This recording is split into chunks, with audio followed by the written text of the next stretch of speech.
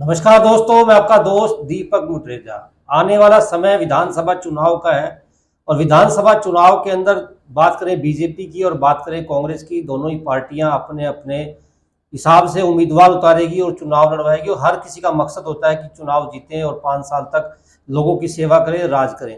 खैर, इस बार जो स्थिति बन रही है वो स्थिति बीजेपी के लिए भी सही नहीं दिख रही है। सही नहीं दिख रही का मतलब यह है कि बीजेपी के खुद के नेता मुखर हो चुके हैं। आज हम इसी विषय के ऊपर बातचीत करेंगे और आपके लिए नई बात है और नई चीज़ आपको जानकारी हम देने के लिए बता रहे हैं। आप हमारे साथ जुड़े रहिएगा क्योंकि ये खबर आपके लिए काफ़ी ज़रूरी है। हमारे साथ अजय मल्होत्रा जी हैं। अजय मल्होत्रा जी वरिष्ठ पत्रकार है, राजनीतिक विश्लेषक हैं। सर, आपका बहुत बहुत स्वागत है। सर, क्या कहेंगे आप जिस प्रकार से जो चर्चाएं चल रही हैं और कहीं ना कहीं चर्चाओं के साथ साथ दिखने भी लग गया अब तो कि कहीं ना कहीं बीजेपी के अंदर विरोध भी मुखर होने लगा है और बीजेपी के नेता ही विरोध करने लगे हैं। क्या कहेंगे सर आप? भारतीय जनता पार्टी के लिए हरियाणा का चुनाव बहुत महत्वपूर्ण चुनाव है। पार्टी नेतृत्व ने दो दो तीन तीन मंत्रियों की ड्यूटी भी हरियाणा में लगाई है और खुद अमित शाह जी पूरे चुनाव को संभाल रहे हैं।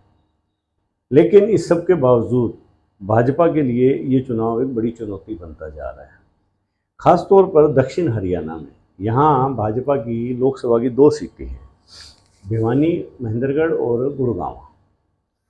अब जो दोनों के सांसद हैं वो कहीं ना कहीं पार्टी से कई स्तर पर खफा दिखाई देते हैं। धर्मवीर 3 बार सांसद बने और एक वरिष्ठ जाट नेता थे, परंतु उन्हें मंत्रिमंडल में कुछ नहीं मिला 3 बार जीतने के बावजूद भी। फिर राव इंद्रजीत जो 3 बार तो अब और 2 बार पहले 5 बार लगातार संसद में पहुंचे हैं, यानी कि हिंदुस्तान के गिने चुने सांसदों में से एक हैं जो 5 बार सांसद बने और उनका अच्छा खासा प्रभाव भी है अहिरवाल में। दोनों को पार्टी ने निराश ही किया एक तरह से। राविंदर जीत को क्या है कि दोबारा से राज्य मंत्री बना दिया। एक आदमी 5 साल से जीत रहा हो, उसको राज्य मंत्री तो वो पहले से ही बनता आ रहा है, तो उसको फिर बना दोगे तो स्वाभाविक है उसको भी उसके समर्थकों को भी कष्ट होगा। कहीं ना कहीं प्रमोशन की उनको चाहत थी, वो नहीं चाहत नहीं, डिजर्व भी करते। डिजर्व भी करते। आपने मनोहर लाल जी को बना दिया, आप 2010 में जुमे जुमे 14 में मुख्यमंत्री बने और अब उनको आपने केंद्रीय मंत्री बना दिया, भारी भरकम महकमे भी दे दी, तो ये कष्ट तो होना ही है। तो आज वो कष्ट दिखाई देने को मिला अटेली में एक प्रोग्राम में। राविंदर जीत ने कहा भी हमें उम्मीद थी कि पार्टी नेतृत्व हरियाणा में लोकसभा चुनाव के बाद बदलाव करेगा और उनका इशारा था भी विधानसभा चुनाव के लिए। परंतु उन्होंने साथ ही कहा कि अमित शाह जी इनकार कर गए हैं और कह गए हैं कि भाई मुख्यमंत्री नायब सैनी के नेतृत्व में ही चुनाव लड़ा जाएगा। और ऊपर से उन्होंने ये भी कहा कि पार्टी को अच्छे एमएलए चाहिए और उसके लिए उन्होंने इनडायरेक्ट ये कहा भी अच्छे नेता होते हैं वही विपरीत हवा को भी बोर्ड के जितवा देते हैं, और जो अगर पार्टी की हवा है तब कोई जितवा रहा है तो फिर तो कोई खास बात नहीं। उस पर दोनों आज भाजपा की अब 16 तारीख को रैली होनी है यहाँ आपकी महेंद्रगढ़ में। अमित शाह रैली करेंगे, ओबीसी की पूरे स्टेट की रैली, और अहिरवाल ओबीसी में आता है। जबकि दोनों नेता जब भी मोदी जी आए हैं यहाँ पर महेंद्रगढ़ में 2 बार आए हैं, दोनों बार काफी सक्रिय दिखाई दिए। अब कहीं ना कहीं दोनों पार्टी भी अपना प्रेशर दिखाना चाह रही है और वो भी अपना प्रेशर दिखा रहे हैं।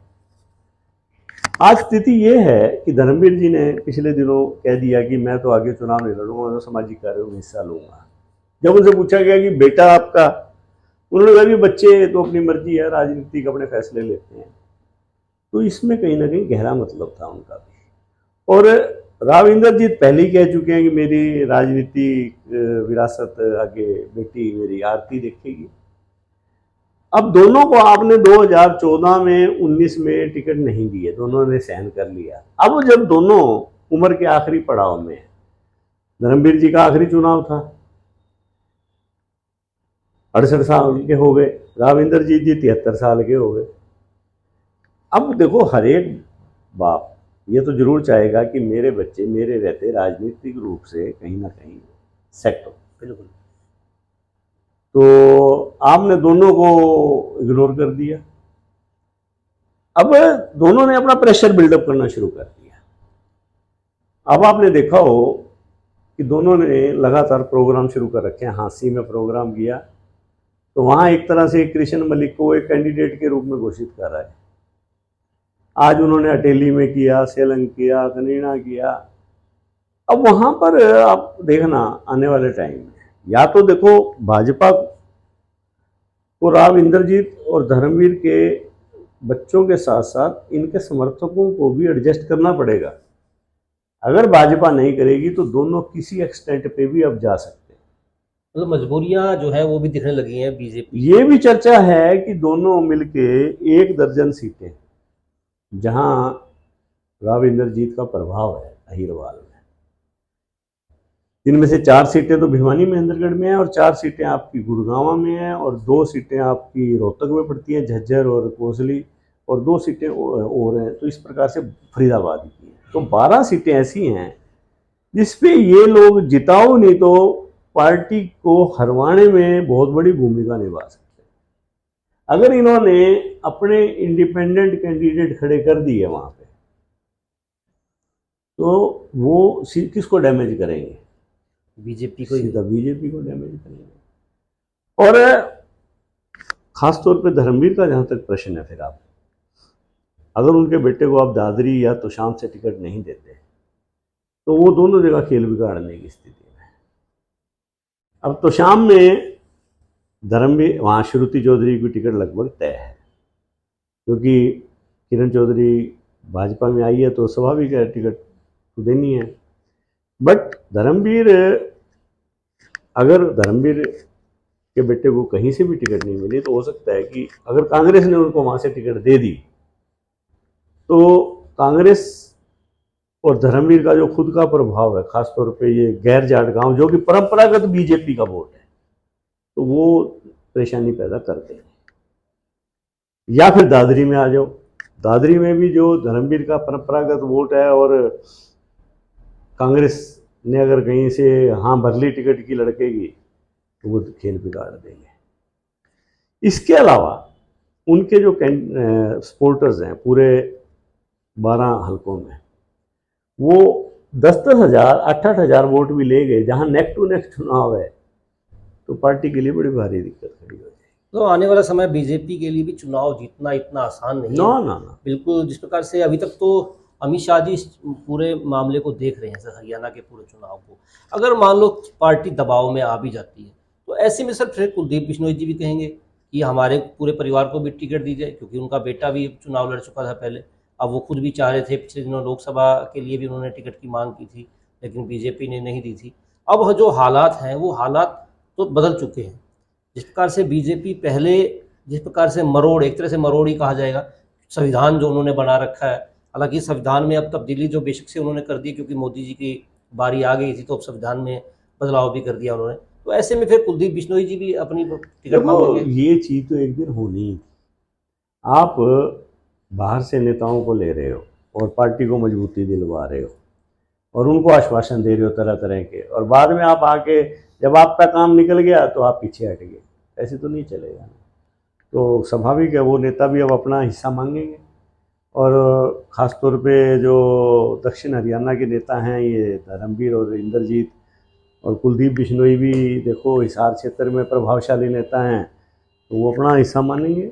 और पार्टी के लिए अब पार्टी ने सोच समझ के, इसलिए तो यहाँ अमित शाह जी को नेतृत्व दिया है। धर्मेंद्र प्रधान हैं, अमित शाह हैं, पूनिया जी हैं, ये सारे वरिष्ठ नेता हैं पार्टी के। तो अब इनके लिए भी अब मुश्किल टाइम है। अभी तक तो देखो क्या है, दोनों ग्रुप अपने अपनी चालें चल रहे हैं, अपने अपने पासे फेंक रहे हैं। अब चुनाव जैसे जैसे नजदीक आएगा, पार्टी अभी भाजपा ये भी कोशिश कर रही है कि राव इंद्रजीत की नाराजगी के बावजूद बैकवर्ड वोट को संजोया जाए। अगर पार्टी को ये लगा कि बैकवर्ड वोट नहीं आ रहा और वो टूट रहा है, खासतौर पर हीरवाल का, तो वो पार्टी राव इंद्रजीत से समझौता करेगी, कहीं ना कहीं उसको सरेंडर करना पड़ेगा। और अगर उनको ये लगा कि राव इंद्रजीत के बगैर भी हम ये काम कर सकते हैं, तो वो फिर देखो, अब वो स्थिति नहीं है पार्टी के लिए कि वो जिद कर ले। थोड़ी सी भी जिद पार्टी को ले बैठेगी। और अगर इन दोनों ने मिलकर कहीं ना कहीं अंदर खाते अपने कैंडिडेट खड़े कर दिए, तो पार्टी के लिए समस्या जरूर खड़ी करेंगे। तो 12 सीटें सर बड़ी अहम जो है वो रखती हैं, क्योंकि 12 सीटों पर अगर वो अपने सदस्य खड़े कर देंगे, अपने एमएलए के कैंडिडेट खड़े कर देंगे, तो कहीं ना कहीं बीजेपी के लिए काफ़ी मुश्किलें जो है वो आ सकती हैं। बिल्कुल। अब आप देखो ना, राव इंद्रजीत इस बात से भी खफा है कि नायब सैनी जी को बनाया, चलो कोई बात नहीं, नारनौल से जो उनके खास थे ओम प्रकाश जी, उनको मंत्री नहीं बनाया। और जो धर्मवीर और राव इंद्रजीत के कट्टर विरोधी थे, राव अभय नांगल चौधरी के विधायक, उनको मंत्री बना दिया। तो ये टीस है। अब इंद्रजीत मानने वाले नहीं है, वो ये चाहेंगे कि नारनौल, महेंद्रगढ़, अटेली, नांगल चौधरी में उनके समर्थकों को टिकटें मिले। और भिवानी जिले में धर्मवीर ये चाहेंगे खासतौर पर तो शाम और दादरी उनके समर्थकों को मिले। और इसके अलावा फिर गुड़गांव में भी ऐसी, रेवाड़ी, सोना। तो अब पार्टी के अंदर एक खींचतान शुरू हो जाएगी, द्वंद्व जो है वो बीजेपी के क्योंकि अंदर। जिस प्रकार से आज इंद्रजीत का भाषण थे कार्यक्रमों में, वो कहीं ना कहीं बगावती जरूर थे। आज वो इस चीज़ से भी काफ़ी खफा दिखाई दिए भी, मैं 20 साल हो गए मेरे को एमपी बनते, मेरे को वहीं का वहीं रख रखा है। तो वो आज कहीं ना कहीं वो बीच में जो नारे लग रहे थे, मुख्यमंत्री कैसा हो, राव इंद्रजीत जैसा हो, तो उनको किसी ने चुप नहीं करवाया। जी जी जी। तो इस चीज को एक्सेप्ट किया भी राव इंद्रजीत होने चाहिए मुख्यमंत्री। मतलब कहीं ना कहीं बगावत के सुर जो है अब वो पार्टी के लिए सिरदर्द बनेंगे। बिल्कुल दोस्तों, जिस प्रकार से आने वाला विधानसभा चुनाव है, विधानसभा चुनाव के लिए पार्टियां अपनी अपनी मेहनत करके अपनी अपनी जो है अपने अपने एमएलओ को लड़ाने के लिए, अपने अपने नेताओं को लड़वाने के लिए तैयार है। लेकिन बीजेपी के लिए समस्याएं खड़ी हो गई हैं, क्योंकि बीजेपी के नेता ही पार्टी से ही मुखर हो चुके हैं। पार्टी से मुखर अब राव इंद्रजीत भी हो चुके हैं, धर्मवीर सिंह जी भी हो चुके हैं। वो चाहते हैं कि उनके खुद के जो है पार्टी के सदस्य हैं, जो उनके साथ समर्थक जुड़े हुए हैं, उनको टिकटें दी जाएं। वो भी 1 या 2 नहीं, पूरी 1 दर्जन, यानी कि 12 सीटों पर वो अपने नेता को चुनाव लड़वाना चाहते हैं, जिससे काफ़ी मुश्किलें अब बीजेपी पार्टी को होने वाली है। क्योंकि बीजेपी चाहती है कि अपने खुद के नेताओं को लड़वाए, लेकिन जब 12 सीटें कोई मांगेगा तो बीजेपी को मुश्किलें खैर आने वाली है। वही 12 नहीं तो आधा दर्जन तो चाहेंगे वो लेना, बिल्कुल आधा दर्जन, और उनके बच्चों को भी चाहेंगे एडजस्ट करना हो। बिल्कुल सर, अगर इस तरह से माहौल बन रहा तो देखने वाली बात ये होगी। किरण चौधरी जी भी है, किरण चौधरी जी की बेटी भी है, साथ ही राव इंद्रजीत जी हो गए, उनके वो खुद अपने समर्थकों के लिए मांग रहे हैं, धर्मवीर जी भी मांग रहे हैं, कुलदीप बिश्नोई भी मांग रहे हैं, वहाँ से कौशिक जी भी मांग रहे हैं। तो ऐसे तो बीजेपी के अंदर बड़े बड़े जितने भी धुरंधर नेता है वो सारे ही खिलाफत में आ चुके हैं। तो यही तो अब तभी तो अब अमित शाह जी को हरियाणा की कमान सौंपी गई है, क्योंकि अमित शाह जी को कहीं से ऊपर से डायरेक्शन लेने की जरूरत नहीं है। जो भी फैसला लेना है उन्होंने खुद लेना है। अगर कोई और नेता होता, वो पहले इनकी देखता, फिर बीच की देखता, फिर ऊपर से डायरेक्शन लेता। ये तो मौके पे अमित शाह जी ने फैसला करना है। तो अमित शाह जी इस बात को समझ रहे थे कि ये दिक्कतें हरियाणा में आएंगी, इसलिए पूरे चुनाव कैंपेन को आप देखना अमित शाह जी खुद संभालें। बिल्कुल दोस्तों, आने वाले समय के अंदर जो चुनाव होगा वो काफ़ी रोचक होगा, क्योंकि नेता जो है वह पूरे मूड के अंदर है। चाहे बीजेपी के नेता हो, बीजेपी के नेता बगावती सुर जो है उनके देखने लगे हैं। आपको आज हमारी वीडियो जरूर पसंद आई होगी, और हमारे चैनल को आप जरूर सब्सक्राइब करें, लाइक करें और शेयर करें। आज के लिए बस इतना ही। कल फिर दोबारा मिलेंगे नई जानकारियों के साथ। नमस्कार।